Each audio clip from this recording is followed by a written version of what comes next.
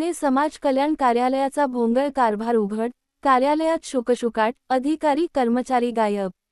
पुणे सामाजिक न्याय व समाज कल्याण विभाग हा समाजातील वंचित, गरजू आणि विविध शासकीय योजनांचा लाभ घेणाऱ्या नागरिकांसाठी अत्यंत महत्त्वाचा विभाग मानला जातो। मात्र पुण्यातील समाज कल्याण कार्यालयामध्ये नागरिकांना मोठ्या प्रमाणावर मनस्ताप सहन करावा लागत असल्याचे चित्र समोर आले आहे। कार्यालयीन वेळेतच कार्यालयात शुकशुकाट असून अनेक अधिकारी व कर्मचारी आपल्या जागेवर अनुपस्थित असल्याने नागरिकांमध्ये तीव्र नाराजी व्यक्त होत आहे।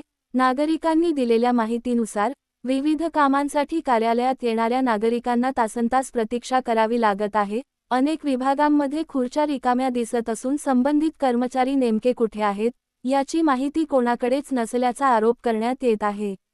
त्यामुळे शासकीय कामकाजाचा पूर्णपणे बोजवारा उडाल्याचे दिसून येत आहे। विशेष म्हणजे सहाय्यक आयुक्त विशाल लोंढे हे देखील अनेकदा कार्यालयात अनुपस्थित असल्याचा आरोप नागरिकांकडून करण्यात येत आहे। वरिष्ठ अधिकारीच कार्यालयात नियमित हजर नसतील तर कर्मचाऱ्यांवर नियंत्रण कोण ठेवणार, असा संतप्त सवाल आता सर्वसामान्य नागरिक उपस्थित करत आहेत।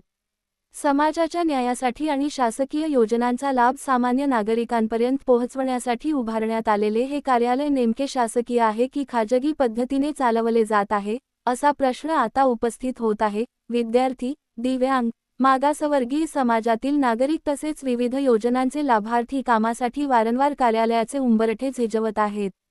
मात्र अधिकारी आणि कर्मचाऱ्यांच्या हलगर्जीपणामुळे नागरिकांची मोठी गैरसोय होत असल्याचे चित्र आहे।